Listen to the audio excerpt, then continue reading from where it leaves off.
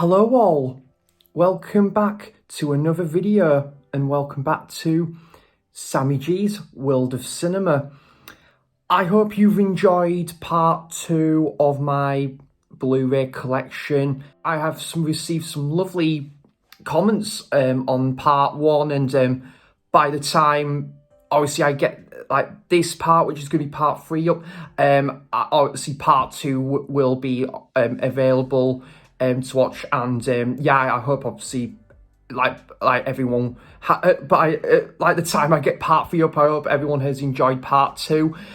So yeah, we'll get starting with part 3 of my Blu-ray collection, and the first one I'm going to show is Dead Man Walking. This is a really good film, really good. I think it's based off a true story. From what I remember, I haven't seen this one in a little while. Susan Sarandon, I think it says won Best Lead Actress. Was it lead actress? And Sean Penn for like best got a nominee for Best Actor at the Oscars back in 1995. Then the next one we have is a great film. Really enjoy this one. Dead Poets Society with Robin Williams. I'm a fan of Robin Williams, even though there's a lot of his films I still haven't seen. This is definitely one of like his best ones. I'd definitely put it up there with like a couple of his great films like The Fisher King and Awakenings. This is a really good one. I think you've got a young like Ethan Hawke in there as well, because this film came out, it's like 1989 there. But I really enjoy it. I think it's set like, it's obviously, it's set like winter time. Then we have a massively underrated film now, guys. I would say to you, if for anyone that's probably not maybe a big fan of Adam Sandler, like I'm personally not a big fan of Adam Sandler, I would try and give like, he's like more like a drama, like roles, like obviously films where he's played a more serious role, because this is definitely one of those, like Reign Over Me, absolutely fantastic film. This it is a very heart-wrenching, moving drama where you see this guy called Charlie, played by Adam Sandler, and he's basically he's just, with what he's lost and what he's been through, blocks everyone out that he like obviously he used to be equating with, and he just wants to be like on his own, and then until he meets I think it's Alan, played by Don Cheadle, and he kind of comes back into his life, and they have like they kind of reform their like friendship as well. It is a beautiful story, guys. Very like touching as well. Obviously, the one scene that got me is when he went, obviously Charlie went into like a full depth of like obviously what happened like with his family and that, and it was quite, and it's like Adam Sandler, definitely one of his like best roles here. It is absolutely brilliant.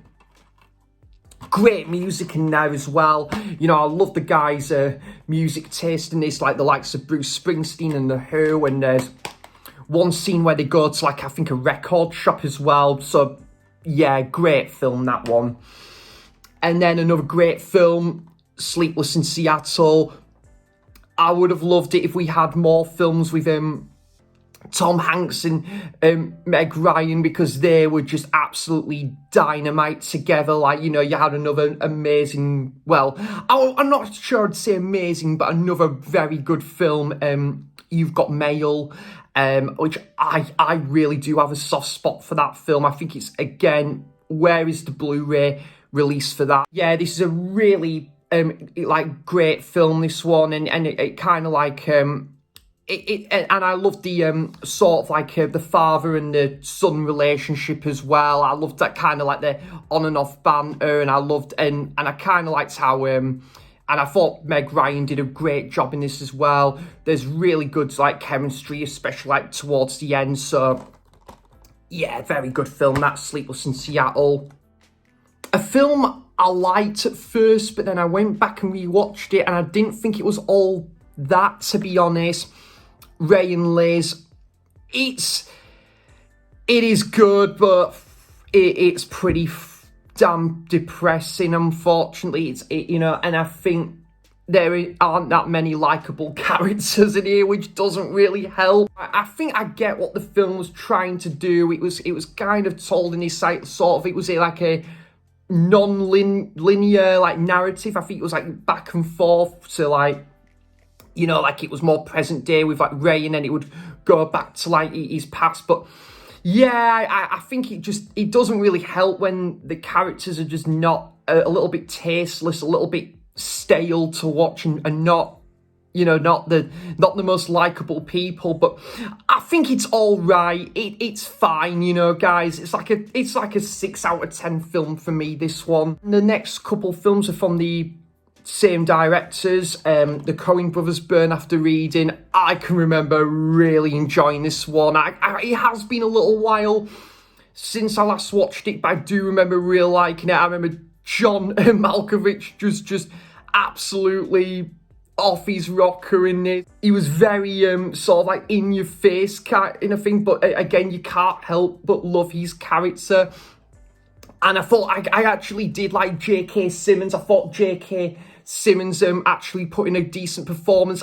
Actually, one thing that is coming back to mind now is I'm not too hot on the ending from what I remember. I thought I can remember maybe the ending being a little bit sour, but other than that, I do think it is a good film. I quite liked this film, A Serious Man. I remember really enjoying this one. I need to go back and rewatch it, but again, I think I can remember like maybe the last 10 minutes of this sort of like derailing in quality for me. But other than that, I thought it was a good solid film, like The Pursuit of Happiness. I think this film is absolutely fantastic, guys. It is pretty underrated. I think it got mixed reviews when it came out, but I think it's really good. There's a lovely father and son relationship to this one. I think you've got Tandy Newton who plays like the mother in this as well. I think she did a pretty good job in this. I think because like for the first half of the film, when you see her, a film that's set not too far from me, actually, set in Bradford, which is not too far from Halifax, and this is The Selfish Giant. Quite a pretty bleak, depressive drama, this one, but I really like it. It's probably not going to be for everyone, but I think it's good. When you hear some of like the things that some of these characters just come out with, it's like you just do not speak to like people this way. It is a well done like drama piece, but definitely one you've got to brace yourself and be in the right frame of mind to watch, because it's got some pretty upsetting moments. Oh my god, guys, I absolutely love this film, Blue Valentine. It's again, I think it's done in this, like kind of this non-linear kind of narrative, and it's kind of a bit similar to the film Beautiful Boy, which I showed in part 2, where it kind of is like it's always comparing the present to past, really, and it's obviously surrounding this couple's relationship and where they're at now and how they were back then, and they're maybe not the same. There's changes along the way, and then it kind of does fall a little apart a little bit, but then when it's like a reflection when you look back on how like when someone meets like this person and how they used to be so happy together, that is beautiful to watch. But it's beautiful film to watch regardless. And then one of my favorite films of all time, guys, without a shadow of a doubt, and I think one of the most underrated films ever as well, The Place Beyond the Pines, which this director released after Blue Valentine, and my god, that guy just really knocked it out of the park with like Blue Valentine, and then he went on to making this. is it Darius, I think, is it Darius Marden? No, sorry, Derek, France, I think it is. I probably butchered that name, apologies guys, but this is an incredible film, guys. It's like, it kind of really sticks with you for a while, and when you, and then, like, as I say, you've kind of got, like, two perspectives. Like, one is for the first half, and then it kind of is, and it's passed on the bat to, like, this other, like, character for the second half of the film. So, like, you've got Ryan Gosling kind of, like, his own, like, sort of, like, it's kind of, like, through, like, obviously his perception, and then the second half of the film is kind of, like, passed on the bat onto, like, you could say his son, but also you see a lot more of Bradley Cooper in there as well. Absolutely delightful film. Some of the score is it's quite very brooding. I kind of regret not getting the second sight release to this one, but I am happy with the Blu-ray though. It's not in immaculate condition by any means, but The Guest with Dan Stevens possibly got one of the best soundtracks as well to a film, one of the best song lists in here, and yeah, absolutely incredible. Is it Survive, the band Survive? They've got a couple of their songs in this, and yeah, that's kind of like, I have to tip my hat off there to the soundtrack that's gone into this, because that's how I kind of came across that band with, like, I think it is Survive anyway, with, like, a couple of their songs, and yeah, like, Dan Stevens is great in this, absolutely, you know, kind of playing a bit of an unhinged sort of, what you think is, to begin with, like, a protagonist, you know, like, and you like to think he is he's a protagonist, but he's got a little bit of a unhinged presence about him. Not so big of a fan of the ending, guys, I'm gonna be honest. The ending kind of is where the film went a little bit west for me, but other than that, I think this is absolutely incredible film, this one. I need to read the book from Cormac McCarthy, and that's No Country for Old Men. Yeah, this is a fantastic Coen Brothers film. Used to be my favourite Coen Brothers film, but I might give that to The Big Lebowski now, because I've seen The Big Lebowski more times, which we will see, like, I will show that when we come to, like, further into my Blu-ray collection series. But yeah, this is wonderful. I love the whole cat and mouse chase that goes into it, and like, again, you really are rooting for Josh Brolin's character. Actually, this could do with a 4K release as well. How lovely would that be?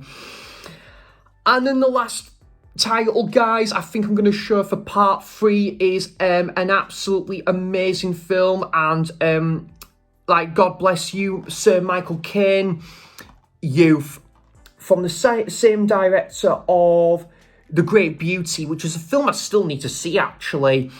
But I think I'm kind of sounding like a little bit of a broken record here, guys, but I think this is a very underrated film as well. You know, like, drama piece that takes place in, I think, this sort of, like, resort in like Switzerland, like this like, retired composer who obviously he's still kind of struggling with, like, obviously, so he's kind of suffered with, obviously, grief, and he doesn't really want to go back into composing anytime soon. He just wants to be kind of left alone and still, like, kind of focus on, like, obviously his personal life, and spend more quality time with his daughter as well. You've got also Neil's dad from The Inbetweeners that's in this as well, so which was quite surprising to see him crop up in this. So yeah, and I love the score and the soundtrack. Yeah, there's